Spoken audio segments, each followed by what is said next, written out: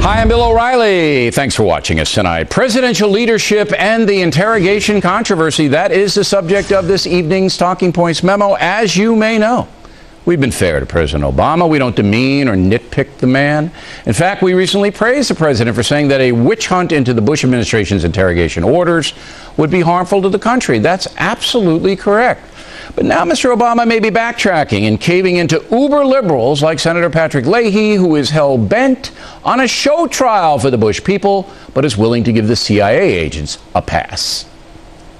I'm not as concerned about going after them as I am the people who knew they were misstating the law, who knew they were giving it the wrong directions, who were willing to set the White House and those around the White House as being above the law. Well, that is music to the ears of George Soros, who has issued a statement today saying, "Go, Leahy, go!" And Leahy wants to go after, remember? Notice those words. Those who prevented any further attacks after 9/11. Now, by the way, Patrick Leahy's afraid to come on the factor, even though we promised not to waterboard him. If President Obama gives in to Leahy, the New York Times, and NBC News, he will damage his administration perhaps beyond repair. Let's look at the facts. First, the harsh interrogation methods were used after 9/11 when the Bush administration feared another attack was imminent. And it worked. On April 16th, Obama's National Director of Intelligence, Dennis Blair, issued this directive, quote, "High-value information came from interrogations in which harsh methods were used and provided a deeper understanding of the al-Qaeda organization that was attacking this country. I do not fault those who made the decisions at the time." Again, that's from Obama's top intel guy, Blair. Now, just the statement alone should allow the president to drop the matter. But there's more. According to a new Fox News Opinions Dynamics poll, most Americans want tough interrogations of top terror killers. When asked if they would support using torture on Osama bin Laden to get information, 56% of Americans say they favor doing that, including 42% of the Democrats polled. 39% oppose. So there's little doubt most Americans believe, in rare cases, tough interrogation is necessary. If President Bush had ordered suspects interrogated by using just Army field manual rules, as Mr. Obama has done, and we suffered another attack after 9/11, I believe the president would have been impeached, and Patrick Leahy would have been leading the charge. This whole deal is a ghastly charade, with the New York Times throwing around words like gruesome and brutal to describe waterboarding in cold rooms. The dishonesty is staggering. So it is time for President Obama to stand up and show some leadership. No witch hunts, Mr. President. You have enough to do keeping us safe from another attack and fixing the economy. If you don't stand up to the far-left lunacy, this country will be gravely damaged. That is the Talking Points memo. Now for the top story tonight. A Justice Department memo dated May 30th, 2005 lays out the entire interrogation controversy in stark terms. The memo was written by Deputy Assistant Attorney General Stephen Bradbury to the Senior Deputy Counsel of the CIA, John Rizzo. Joining us now from Washington to analyze, former chief speechwriter for President Bush, Mark Thiessen. Here is the memo. I have in my hand the memo. And it is 20 pages, I guess. Very complicated, a lot of it redacted, a lot of things in here that I don't understand. You wrote a piece about it for the Washington Post. What's the headline of this memo? Well, there's two headlines. The first one is the interrogations worked. If you read through that memo, it goes through pages and pages of information about the techniques that were used and how the legal limits of how that were put on the interrogations. And then it gets to a point in that May 30th, 2005 memo where it starts to describe what the program achieved. And it tells us that the intelligence community believes that it would not have gotten the intelligence it needed to stop another attack without the enhanced interrogations. It describes how Khalid Sheikh Mohammed, when he was being questioned before the techniques were used and was asked about imminent attacks, he said, "Soon you'll find out."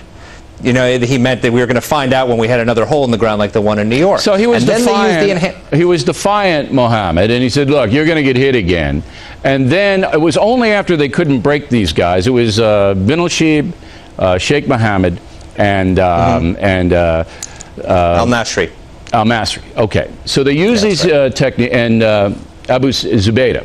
So they use these techniques after these guys wouldn't give it up. And then why did the Justice Department, though, write this memo to the CIA? What was the point of all that? Well, the point of the memo was to create set the legal standards by which they could question them, what they could do and what they couldn't do with the enhanced techniques. And once those techniques were used, Khalid Sheikh Mohammed started giving up information. And one of the pieces of information he gave us is something called the West Coast plot, which was the second wave. The original plan for 9/11 was to have an attack at the same time on the West Coast and the East Coast plot, at the same time on the West and East Coast. And Osama bin Laden at the last minute held off the West Coast portion and just focused on the East Coast. There was going to be a follow-up. They had decided to have a cell of 17 Southeast Asian terrorists because they knew we'd be looking for Arab men. So the interrogation of Khalid Sheikh Mohammed led to the capture of what was called the Garaba cell, which was a cell that was going to hijack a plane and fly it into the Library Tower in Los Angeles. Without this program, a hole in the ground in Los Angeles to match the one in downtown Manhattan. All right, so this memo written in 2005 chronicled the whole thing. What happened immediately after 9/11, what information they got, how they got the information. But why would they send the memo? This is what I don't understand. Why would they send this to the CIA 4 years later? Why? Well, because they were adjusting the techniques as they go. There were questions about how you could use them in combination. Okay, so this memo was to be used from 2005 onward. This was guidance for the CIA onward. This is exactly. This is exactly right. Okay, now I got it. No, wait, don't. Just let me ask my dopey questions, because don't go too fast for me. You know how I am. All right, so we're up now from 2001 after 9/11 to 2005. We've stabilized the situation with the United States in the sense that there wasn't another attack. Now the CIA says, look, going forward, what can we do? They send them this 20-page missive that you've seen. Cheney now, this week, comes on Fox News and says, hey, the Obama administration put out what we did, the waterboarding and the cold rooms and the other things, but they didn't put out, and they could have, what we learned. Now, that got a lot of people, including me, a little upset because it's not fair. What do you think about that? Right.